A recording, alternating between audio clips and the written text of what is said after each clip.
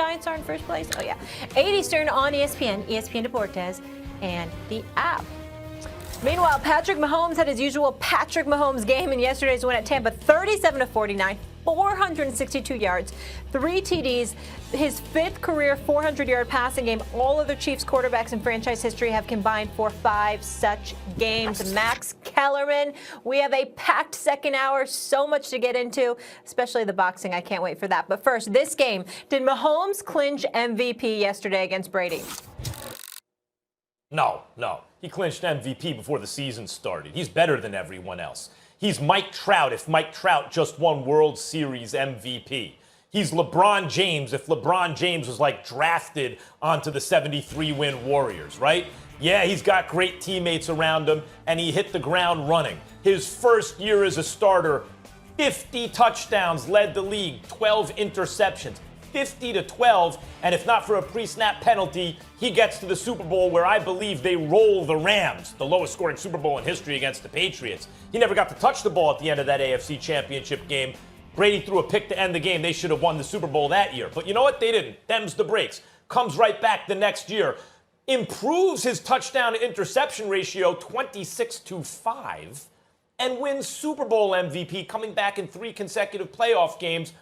Double digits in the Super Bowl, down 10 points in the fourth quarter, calls his own number, does like a 15-step drop and throws the ball 60 yards. He's just the best.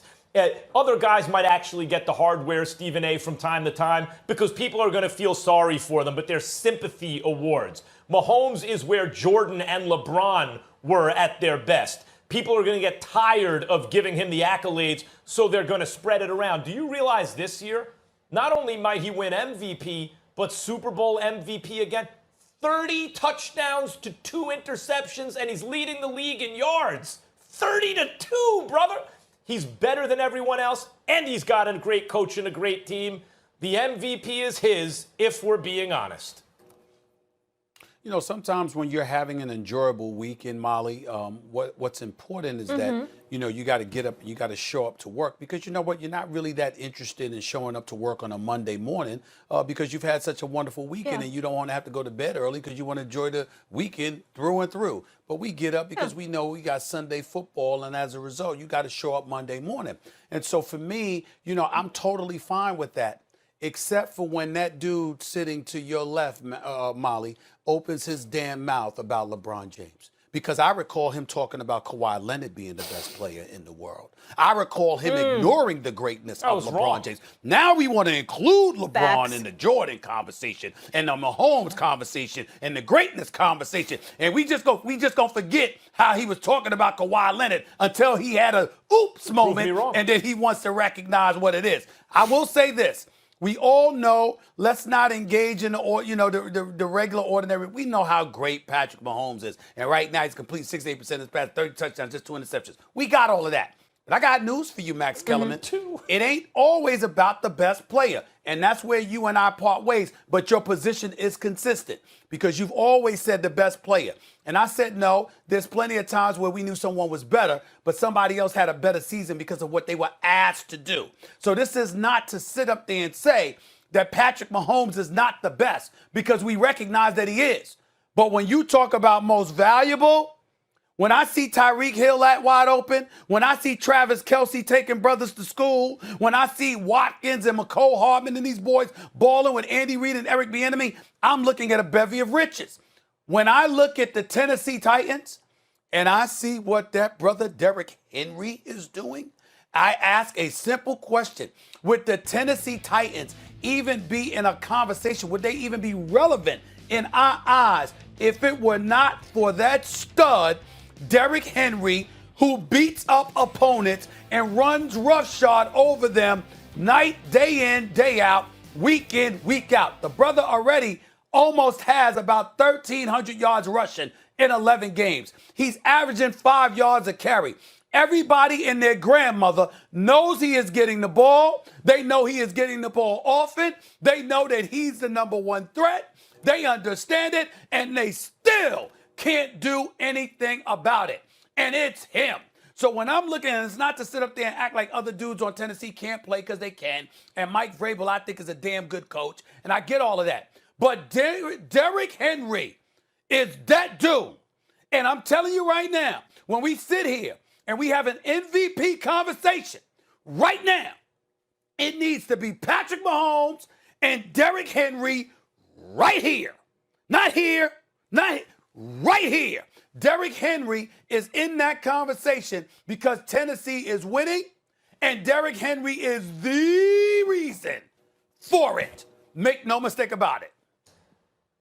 Derrick Henry is a great player. He is not in any conversation with Patrick Mahomes, and it's no offense to Derrick Henry. In fact, as I've quoted Casey Joyner, the football scientist on the show, Stephen A., I quote Warren Sharp, Casey Joyner, the guys who crunch the numbers. In fact, the running back returns are very heavily dependent on run blocking. Yes, a great back will get more yards than a mediocre back if the run blocking is good. But I don't care how great you are. If the run blocking's no good, you ain't going to get anything. The main value for a running back like Derrick Henry is you save a roster spot because he's as good on his 300th carry as he is on his first, right? A bell cow guy. That's the main value. It's no knock against him. It's the nature of the position. Patrick Mahomes got one loss on the season. He's the reigning Super Bowl MVP. After he was the reigning MVP, he might get both this year. One loss on the season. He's 30-2 in touchdowns, interceptions. 30-2? I didn't even know that was possible. That means he's going to wind up with more than 40 touchdowns and maybe fewer than 5 interceptions for a team that everyone knows is not just the odds-on favorite to win the Super Bowl. They're the flat-out favorites because they have Patrick Mahomes. You want to compare a running back to him? I'm not comparing a running back to him. Unclog your ears. We know that Patrick Mahomes is the best. That's what I said. What I also said is that it's about the season that you're having right now. In terms of most valuable, it's not about who's best. It's literally about who's most valuable. I am making the contention. Give me a good quarterback. Give me a good quarterback. And a good quarterback can do a lot of things with all of those weapons Kansas City has, not taking anything away from Patrick Mahomes. When I look at Derrick Henry, I see no one at his position that can carry a team the way that he is carrying a team. He's not better than Patrick Mahomes, but the season he's having, pay attention to it. Okay. Because he's coming. All right. We're leaving it there. Max, we'll get you some Q-tips to unclog those ears. Oh, when we come back on First Take, so much more to get into, including the Patriots. They pulled off the win. At this point, though, is Cam just a guy, to use Max's term? Very disrespectful.